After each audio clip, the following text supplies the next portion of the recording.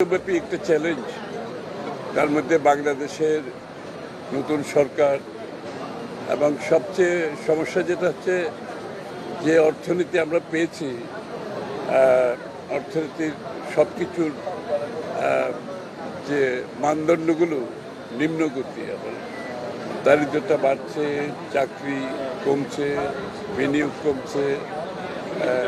সার্বিকভাবে আমরা যে অর্থনীতি হাতে নিয়েছি এটা একটা সার্বিকভাবে নিম্নগতি অর্থনীতি, খুবই নিম্ন পর্যায়ে এটা একটা সেটেল করেছে, এবং তার উপরে এই যুদ্ধ এটা আরো কঠিন হয়ে গেছে আমাদের জন্য।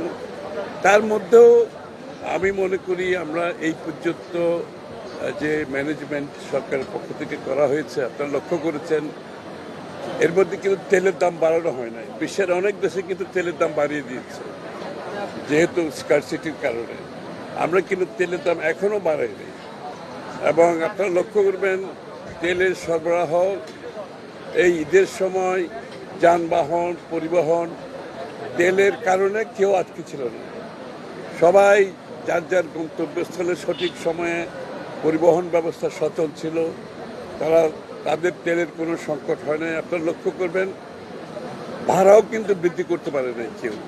আমাদের কাছে এই পর্যন্ত কোনো রিপোর্ট না যেখানে ভাড়া বৃদ্ধি হয়েছে।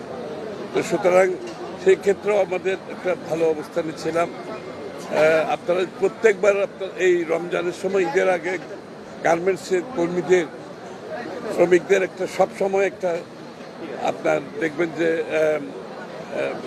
বেতন ভাতা দিতে না পারার কারণে রাস্তার উপরে রাস্তার সড়ক অবরোধ, বিভিন্ন জায়গার প্রতিবাদ প্রতিরোধ, মিল কারখানা ভাঙচুর। এইবার কিন্তু আপনারা লক্ষ্য করেছেন আমরা আগে ভাগে গার্মেন্টসের শ্রমিকদের বেতন যাতে পায়, ভাতা যাতে সময় মতো পায় সেই ব্যবস্থা আমরা করেছি। কোনো জায়গায় গার্মেন্টসের শ্রমিকদের পক্ষ থেকে কোনো ধরনের সমস্যা আমরা সেটা এবার পাইনি। দ্রব্যমূল্য মোটামুটি স্থিতিশীল ছিল। এইরকম একটা অবস্থাতেও যেখানে পরিবহন ব্যয় সারা বিশ্বে বেড়ে গেছে, তারপরেও কিন্তু দ্রব্যমূল্য একটা জায়গায় ভালো জায়গায় ছিল। তো সব কিছু মিলিয়ে ব্যবস্থাপনার মাধ্যমে অর্থনীতি এখনও আমরা মনে করি জনগণের উপর সেরকম চাপ সৃষ্টি হয়নি। তবে এটা কঠিন সময়, আমাদেরকে স্বীকারই করতে হবে। একে তো অর্থনৈতিক একটা ভঙ্গুর অবস্থায় আমরা দায়িত্ব নিয়েছি, এবং সাথে সাথে এই যে যুদ্ধ মধ্যপ্রাচ্যে সেটার কারণে অর্থনীতির বড় চাপ সৃষ্টি হয়েছে, এবং এই যুদ্ধ যদি চলতে থাকে চাপটা আরও বাড়তে থাকবে।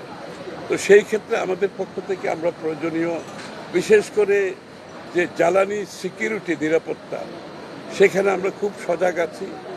ইতিমধ্যে আমাদের জ্বালানি যে প্রকিউরমেন্টগুলো আছে সেগুলো আমরা একটা ভালো ব্যবস্থাপনার মাধ্যমে এখনও অব্যাহত আছে, যাতে জ্বালানির কারণে অভাবে মিল কারখানা তারপরে পাওয়ার সেক্টর যাতে বাধাগ্রস্ত না হয় সেটা এখনো মোটামুটি স্থিতিশীল আছে। তো আমরা চেষ্টা করছি এই ধারাটাকে অব্যাহত রাখার জন্য। যুদ্ধ যদি বেশি দিন অব্যাহত থাকে চাপটা বাড়তে থাকবে, সেই চাপটা আলটিমেটলি জনগণের উপর আসবে। যেভাবে বিশ্বব্যাপী আসছে সেটা বাংলাদেশেও আসবে। আমরা এখনও জনগণকে যেমন তেলের মূল্য বৃদ্ধি করি নাই, দ্রব্য মূল্য বৃদ্ধি হয় নাই, বাসের ভাড়া বৃদ্ধি হয় নাই, মোটামুটি একটা ভালো অবস্থায় শ্রমিকদের বেতন ভাতা ইত্যাদি তারা সময় মতো পেয়ে গেছে। মোটামুটি ব্যবস্থাপনার মাধ্যমে আমরা চেষ্টা করছি এটাকে ধরে রাখার জন্য।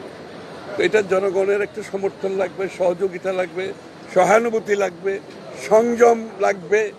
সবাই মিলে তো সমাধান করতে হবে।